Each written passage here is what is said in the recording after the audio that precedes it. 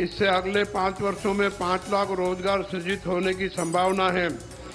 वर्ष 2035 तक 20 अरब डॉलर की क्वांटम अर्थव्यवस्था के निर्माण के लक्ष्य से कर्नाटक क्वांटम रोड मैप जारी किया गया है। वर्ष 2025 में अच्छी वर्षा होने के कारण इस वर्ष अच्छी फसलें हुई है, लेकिन अत्यधिक वर्षा के कारण कुछ किसानों की फसलों को नुकसान भी हुआ है। वर्षा से क्षतिग्रस्त फसलों के लिए किसानों को मुआवजा प्रदान करने हेतु सरकार ने रुपये 2,250 करोड़ का प्रावधान किया है। इसके अतिरिक्त रुपये 2,000 करोड़ से अधिक की बीमा राशि किसानों को प्रदान करने की व्यवस्था की गई है।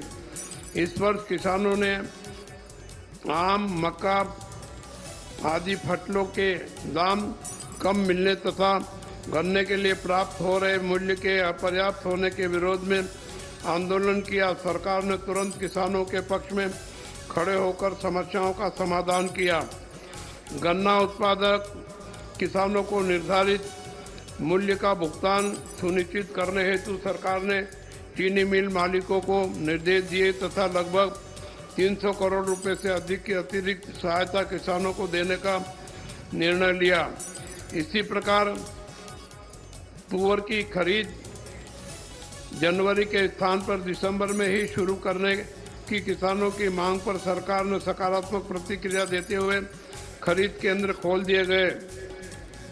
वर्तमान सरकार किसानों के पंप सेटों को दिन के समय भी 7 घंटे तक निरंतर 3 फेज बिजली उपलब्ध कराने के लिए प्रयासरत है। बदली हुई परिस्थितियों में किसानों द्वारा उगाई गई गन्ने की फसल स्मरिಸುವ ದಿನ।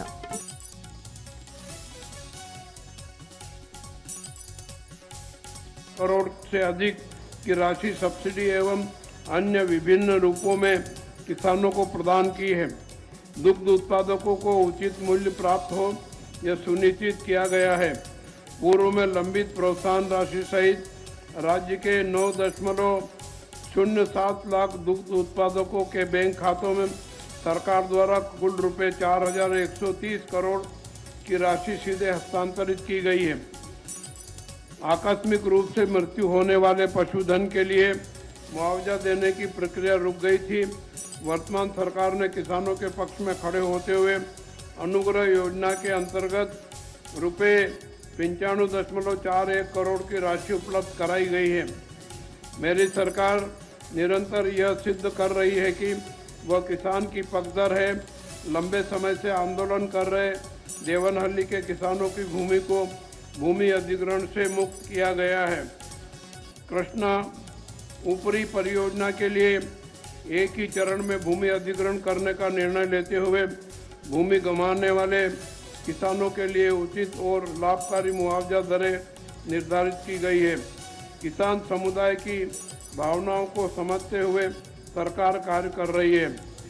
अनुसूचित समुदायों के सशक्तिकरण के मामले में कर्नाटक अन्य राज्यों की तुलना में कहीं आगे हैं। SC, SP और TSP अधिनियम को लागू करने वाला राज्य कर्नाटक है। पदोन्नति में आरक्षण की यही लागू किया गया है। अनुसूचित